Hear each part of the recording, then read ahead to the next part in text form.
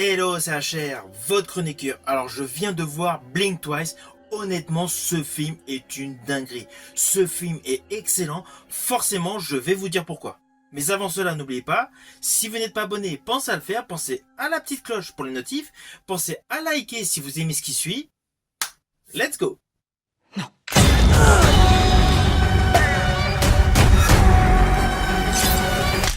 Qui est là?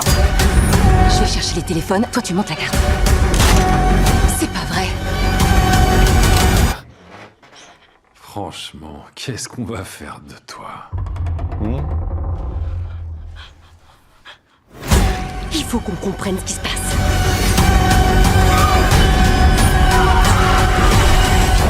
J'essaye simplement de bien faire.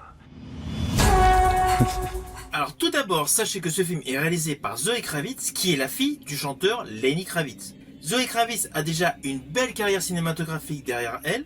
Moi perso, je l'avais appréciée dans Divergente 2 et 3, et notamment le dernier Batman aux côtés de Pattinson. C'est une actrice qui a un bon jeu. Là dans ce film, elle ne joue pas, elle est restée derrière la caméra, donc c'est elle la réalisatrice. Néanmoins, pour la petite histoire, sachez que le premier rôle masculin est donné à Channing Tatum qui est actuellement son conjoint. C'était pour la petite histoire. Alors ce film a plusieurs segments importants. Il y a le côté paradisiaque, il y a le côté angoisse et il y a le côté révélation. Naturellement, je vais vous dire mon ressenti sur la globalité. Mais tout d'abord, voici le pitch de base. Naturellement, je vous le fais de manière très succincte.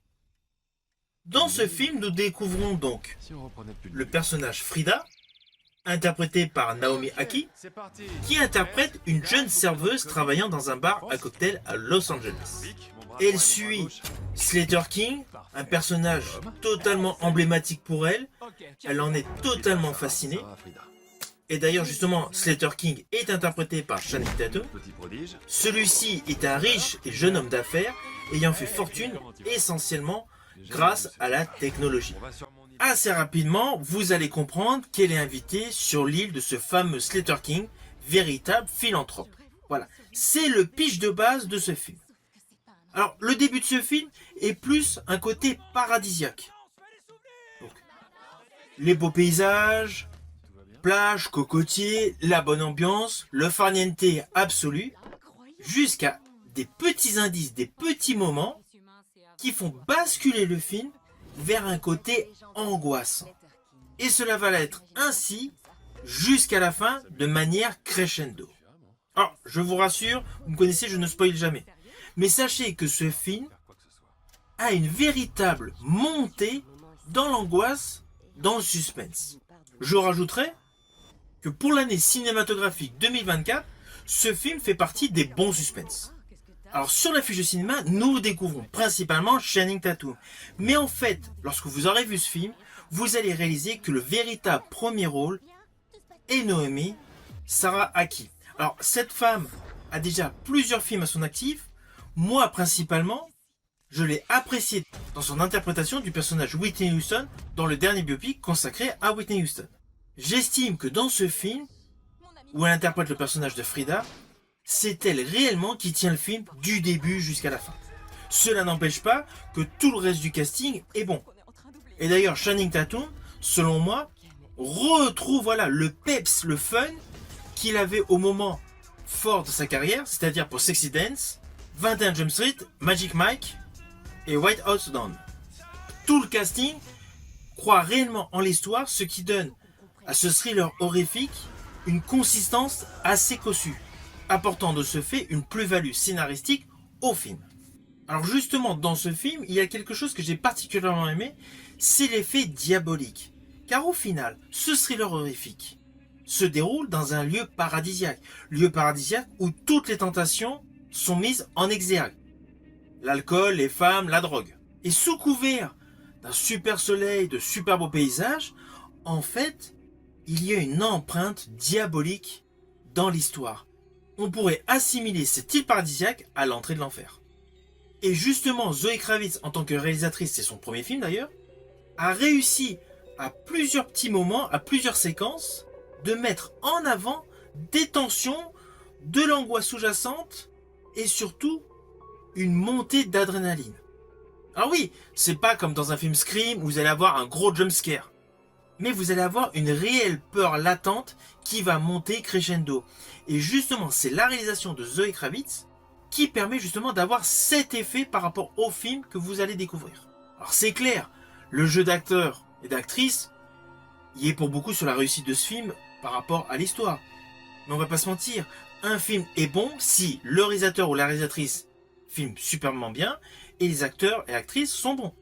Si l'un des deux ne colle pas, forcément ça ne matche pas, forcément le film ne fonctionne pas.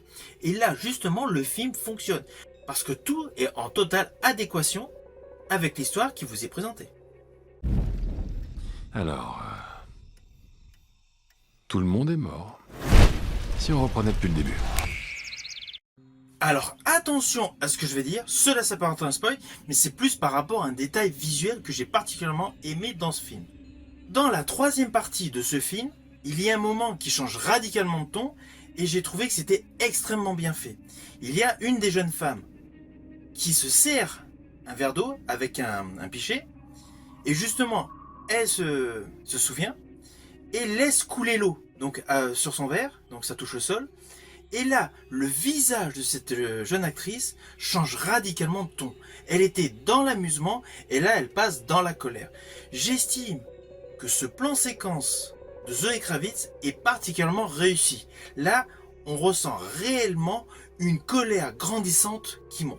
Vous voyez, ce n'est pas un spoil de folie, surtout que je ne vous ai pas dit quel était le personnage qui fait cette action. Mais voilà, ce plan visuel, je l'ai particulièrement aimé. Ceci dit, il y a un petit côté que j'ai trouvé amusant dans ce film, qui est pourtant un côté très sombre, c'est la prestation de Jenna Davis. On retrouve dans ce film l'actrice Jenna Davis dans un rôle totalement à contre-emploi, tout comme Christian Slater. Mais bon, là Jenna Davis, la star de Au revoir à jamais et de L'île aux pirates, a un rôle radicalement différent. En plus, elle passe son temps, pratiquement à chaque séquence où on la découvre, à déguster des M&M's. Voilà, j'ai trouvé ce petit détail assez amusant. Vous voyez, rien de grandiloquent par rapport à la découverte de ce film qui est excellent. Il faut qu'on comprenne ce qui se passe.